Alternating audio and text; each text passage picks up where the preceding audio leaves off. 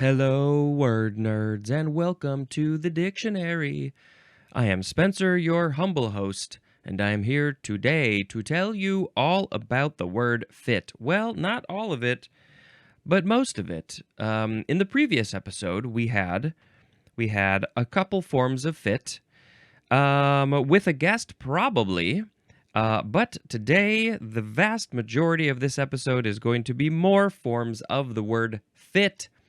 Starting with the synonym information for the second form, which was the adjective. It was the adjective. So now let's talk about some other fit related adjective words. They are, here we go. Let's do it. 1, 2, 3, go.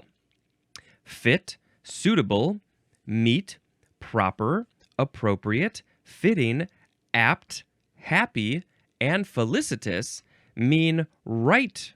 They mean right with respect to some end, need, use, or circumstance.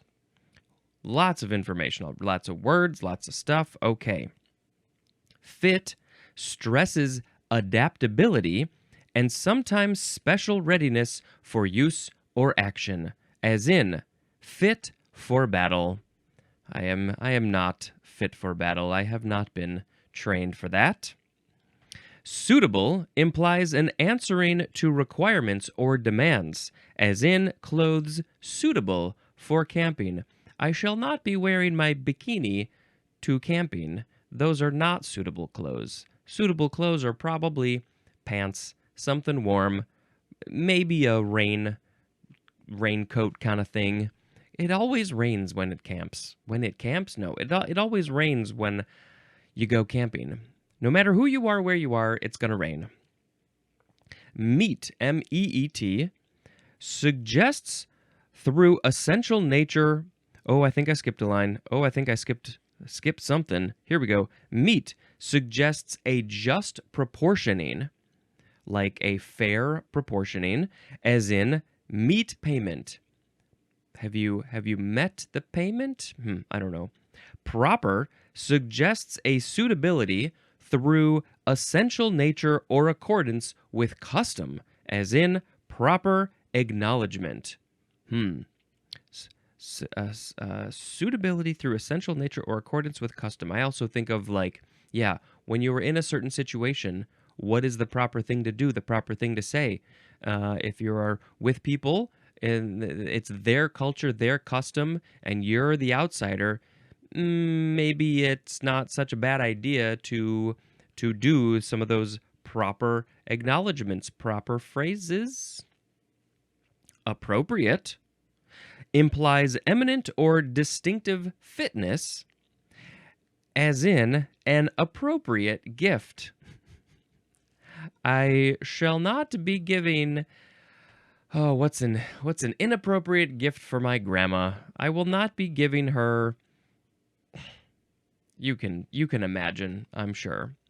What an appropriate gift for my grandma would be, I don't know, knitting needles. That's very stereotypical, although I think my grandma did knit or crochet. One of those. Maybe both of those. Fitting implies harmony of mood or tone, as in a fitting end. Oh, the mood or the tone of the end of that story was so fitting for everything that we saw. It was very appropriate. Apt, A-P-T, connotes a fitness marked by nicety and discrimination, as in apt quotations. These quotations, like quotes from people, is that what we're talking about? Connotes a fitness marked by nicety and discrimination. I don't know how that fits. There is that movie, which I don't know if I ever saw, Apt Pupil. That pupil connoted a fitness marked by nicety and discrimination. Happy suggests what is effectively or successfully appropriate, as in a happy choice of words.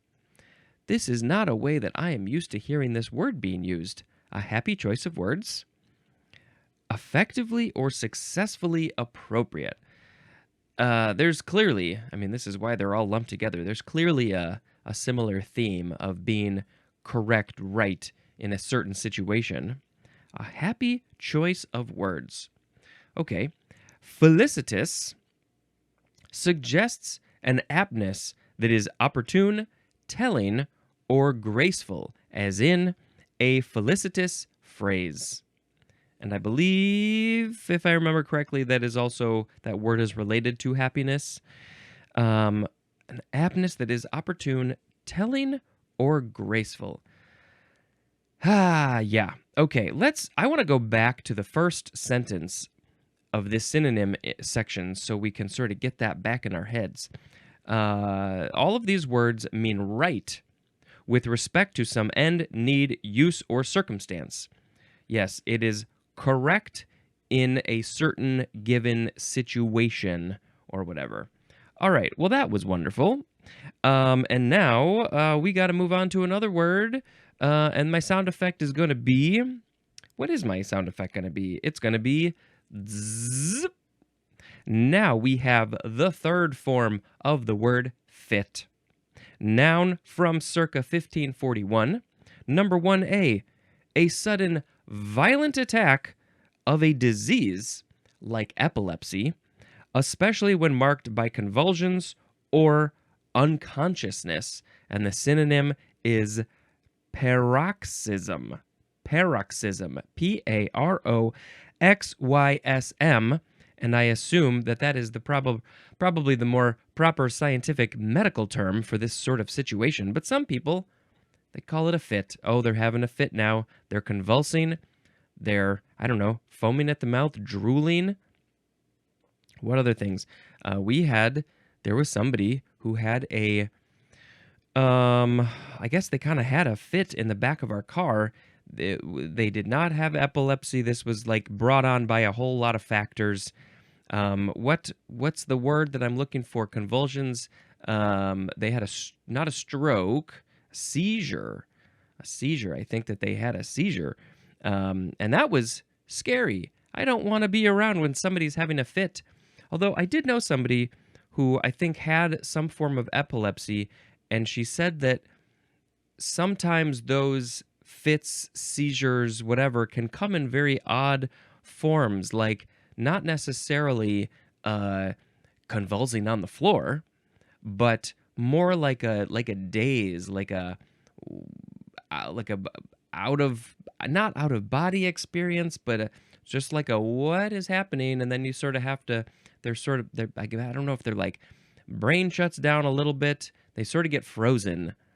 And then they come back, and I don't know. They probably have like no memory of what happened. I'm not sure, but it's very weird. It's a fit. Number 1B, a sudden but transient attack of a physical disturbance. Similar to the first one. Physical disturbance, so this could be any sort of physical disturbance is a fit. I think of children. Definitely children are having fits when they don't get what they want.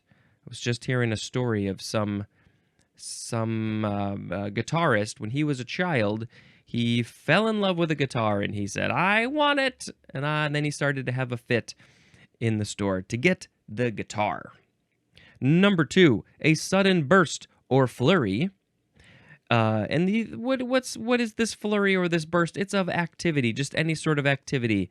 If you're just chilling on the couch and then all of a sudden you get up and you go do a whole bunch of cleaning, you're having a cleaning fit.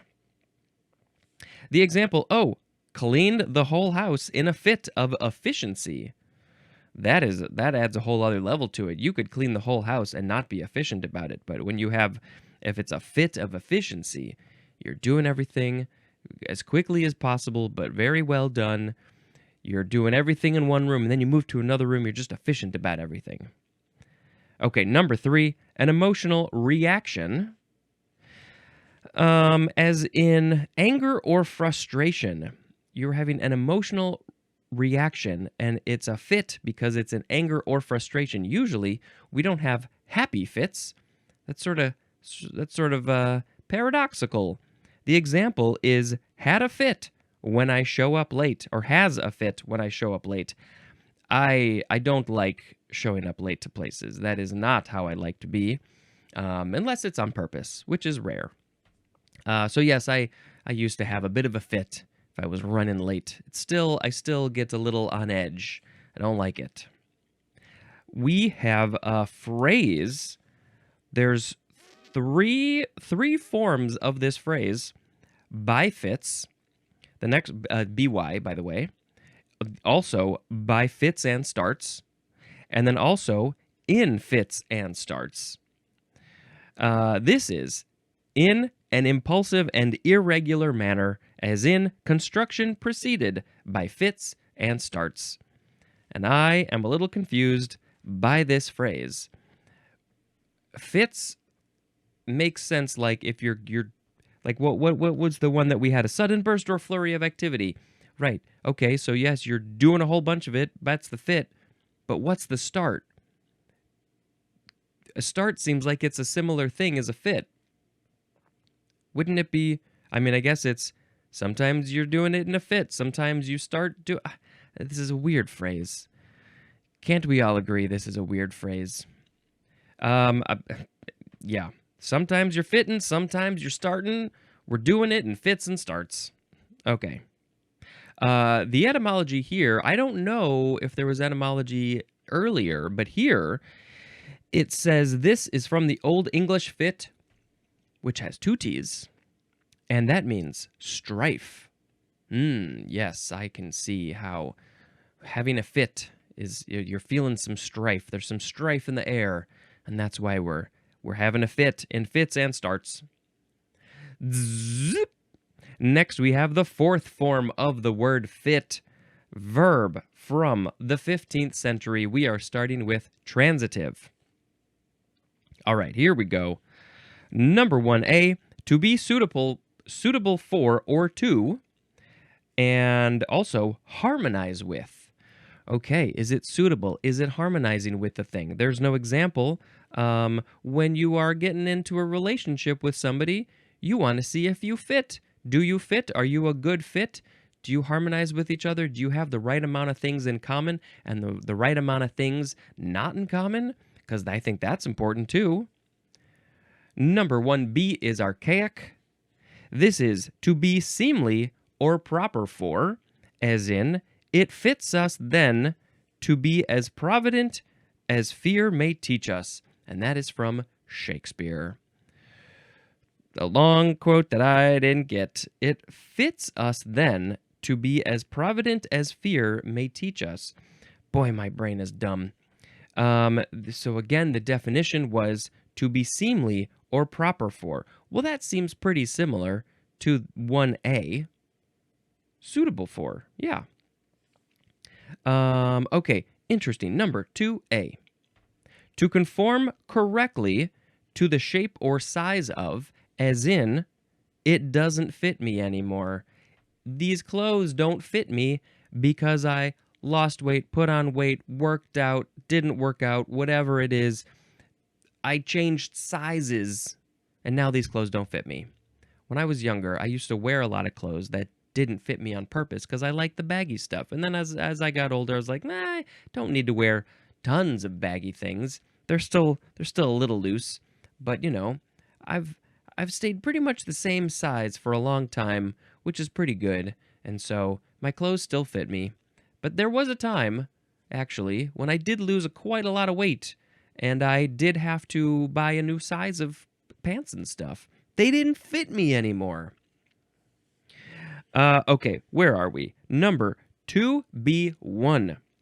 To insert or adjust until correctly in place, as in fit the mechanism into the box. You can't fit the circle thing into the square hole, so you're going to be working at that for a long time. To insert or adjust until correctly in place. Fit it in. Number 2B2, to make or adjust to the right shape and size, as in fitting the jacket to the customer. Aha. Now, this is when we are adjusting. We are changing it. Changing this thing to make it fit. Sometimes people buy stuff and they're like, it doesn't fit me, but it's close. It just needs to be brought in a little bit or taken out, whatever it is. And so you take it to a person who's going to fix it for you. They're going to fit it to your shape. They're going to measure you and all that stuff.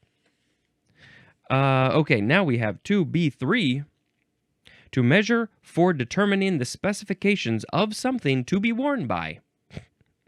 To measure for determining the specifications. So this is on the front end.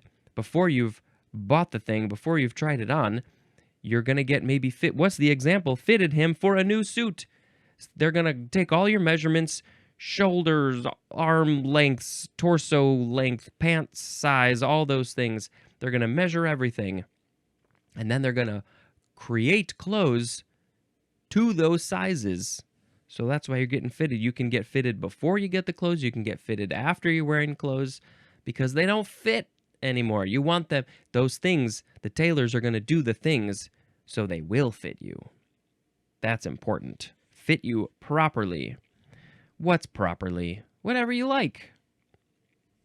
Now we have 2C. 2C, to make a place or room for. And the synonym is accommodate. So we're gonna fit a room for you, fit our place so you can come stay here. I don't know this one. Number 3, to be in agreement or accord with, as in, the theory fits all the facts. Oh, that's very nice when that happens. That's in science. The theory is like, this is pretty much a fact. We're going to take all the information from all the scientific experiments that we've done, all of those facts, all that information, and then we're going to build the theory. So the theory will fit the facts. It just works so well that way. To be in agreement or accord with. We agree. We fit. 4A. To put into a condition of readiness. Maybe the runners of a race. They're going to get themselves fit. They're going to fit themselves so they are ready to go run the race of 1 block. 4B, to cause, to conform to, or suit something. So you're fitting something else to conform to something. I mean, that's just the general thing here. To cause, to conform to, or suit something. Number 5, the synonyms are supply and equip, as in fitted the ship with new engines. This is often used with the word out. Fit out. We're gonna fit out. Fit. I think of those video games when people are getting all their gear, their armor in those RPGs or whatever they are. I don't know. I don't play them, but they got to get fit. You put on your stuff and go out into battle. Now we have number 6. To adjust to a given set of points, and the thing that you are adjusting is a smooth curve of a specified type. So you're smoothing a curve to a given set of points. Fit the curve? Something like that. Now we have intransitive. Number 1 is archaic. To be seemly, proper, or suitable. I mean, I don't really know, why is this archaic exactly? It seems like it fits with the other ones. Number 2, to conform to a particular shape or size. Also, to be accommodated. As in, will we all fit into the car? Will we all fit into the car? There's 27 of us, and the car is only supposed to fit 26. So how are we going to all fit in the car? Oh, in high school, we definitely did the thing where people were piled in, people on laps, people laying across the people in the back. How many people can you fit in the car? To conform to a particular shape or size. Do these humans fit the shape or size of the car? Let's find out. Let's put some people in the trunk. Let's put people on the roof. Of course, there's always that one guy, and it was sometimes me, who was like, I'll go hold on to the roof. But we never did that because that's not safe. Number 3, to be in harmony or accord. The synonym is belong. This is often used with the word in, fit in. I have maybe some things to say about that. Maybe I should save those for later. Fitter. Fitter is a noun. Fitter, can you please come in and fit me with my clothes, please? Put on my clothes. Please adjust them so they fit correctly. Thank you, fitter. You have done a very nice job. Off with you. Let's see. Do we have any? Yes, we have additional etymology. This is from Middle English, fitten, which means to marshal troops. Interesting. From or akin to Middle Dutch, witten, which means to be suitable. That one makes more sense, although I do see to marshal troops. You're fitting them. You're telling them what to do. You're telling them to go in this shape and go do those things and blah, blah, blah, blah, blah. You're fitting them to the situation. And witten, Middle Dutch, to be suitable. Is it suitable? Do you fit in to a particular situation? Some of you don't like to fit in, and I respect that. Okay, let's do another word. Zip. The fifth form of the word fit. There's more. Noun from 1823. The fact, condition, or manner of fitting or being fitted as A, the way clothing fits the wearer. Oh, that is such a nice fit. This shirt fits okay. This shirt has an okay fit on me, but there is another shirt that I have that is not a good fit at all.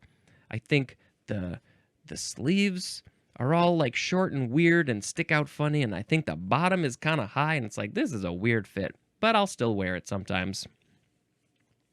And B, the degree of closeness between surfaces in an assembly of parts. The degree of closeness between it is literally how close they are together. What's their fit? Do they fit together? I don't know. Number C. Here we go with C. The synonyms are good. It's one synonym, goodness of fit. And I am not aware of this phrase, goodness of fit. I'm very curious to do a quick look at that just to see, like, what does it say?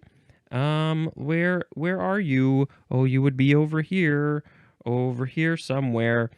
Goodness of fit. Okay, 1895. Doesn't say if it's a noun or anything because it's just a phrase. But that's what that is. Okay, interesting. So it's a good fit. Oh, that thing has a goodness of fit because it fits so well. Those people fit so well. I think Sharon, my wife, and I, we fit very well together because we have similar interests and like the same things and dislike the same things and have the same political ideas, and I think that's very important. Zip. Now we have the sixth form of fit. This is the dialect past and past participle, I think, of the word fight. So some people, when they talk about a fight that happened in the past, they will say, there was a fit. Those people fit. I watched Fight Club, and so now it's Fit Club. All right, yeah. I mean, it makes sense. I can see it, but I don't think I say this. All they did done fit. All right, let's now go to our last word. Zip. It's the word fitch, F-I-T-C-H, or it's also fitchu. So we've added an E-W at the end. Fitchu? This is a noun from the 15th century. Number 1, the synonym is the first definition for the word polecat. Polecat. Number 2 is the fur or pelt of the polecat. And maybe I need to look up a picture of a polecat. I mean, I feel like I've heard of it before, but I'm not sure if I'm familiar with what it is. Okay. It looks like a weasel, kind of. Trying to find, is it like a... it's a ferret. Yeah, it's about the size of a ferret. Looks very similar. It's a polecat. It's a cat that's been stretched on a pole because it's long and skinny. I don't know. It's a fitch or a fitchu. That's another name for it. This is from any interesting etymology? Not really. So now we shall pick a word of the episode. Today we had the synonym information for the second form of fit. Fit, fit, fit, fit, fitch, or fitchu. Let's see. Well, obviously fitch or fitchu is the most different, but I think I'm going to pick fit as the word of the episode. Specifically, though, I like the idea of this, or I want to talk about this idea of fitting in. Fit in. Do you fit in? And I guess that's a thing that I've sort of struggled with or thought about or sort of bounced back and forth with. I don't know. In my own life, there's a part of me that's like, nope, I don't want to fit in. I want to be different. I want to be unique. I think a lot of people are kind of like that. But also, I've never felt comfortable enough, I guess, to really do that fully. And so I've never, worn weird clothes or dyed my hair or anything like that to be like outwardly not fitting in. And so I've sort of just end up like, yeah, I don't want to rock the boat. I don't want to stand out too much. I want to fit in. That's sort of largely how I've lived my life. But there's always that like, but is that right? Is that who I am? What I want to be? Does it, depends on how comfortable you are with yourself, I guess. And I don't know. I just sort of battle with that. And I don't know. There's part of me that's like, yes, I want to be more outwardly not fitting in, unique and different. But I want to do that mostly. Honestly, I'm getting more comfortable with that idea as I get older because I feel like largely when people see me, they see this very standard white man, often maybe even kind of preppy looking, depending on what I'm wearing at the time, I guess. And I'm like, I don't want other people to see that and be like, that's who he is. He's just some preppy guy. I want people to realize, no, I am an ally. I want you to be aware that you are safe with me.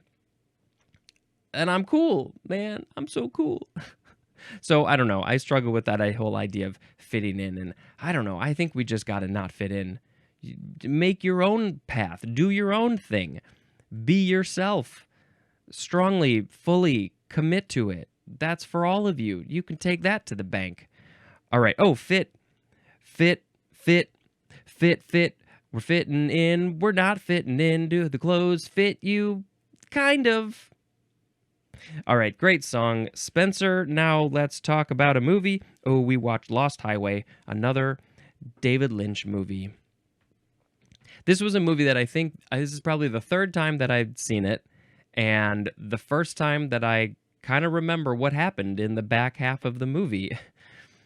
Because there was so much that I didn't remember, and I don't know if it's just, did I fall asleep, or what happened, or was it just that weird that it did not sink in, which is odd. But yeah, this is a fun, strange David Lynch movie, just like the rest of them, and it's worth a watch. It does some weird stuff, and and the saxophone gets really intense in that one scene. And if you like the sexy stuff, there's a lot of sexy stuff too. That's for you. You can have that. All right, this is the end of the episode. Thank you so much for checking out this show, and until next time, this is Spencer dispensing information. Goodbye.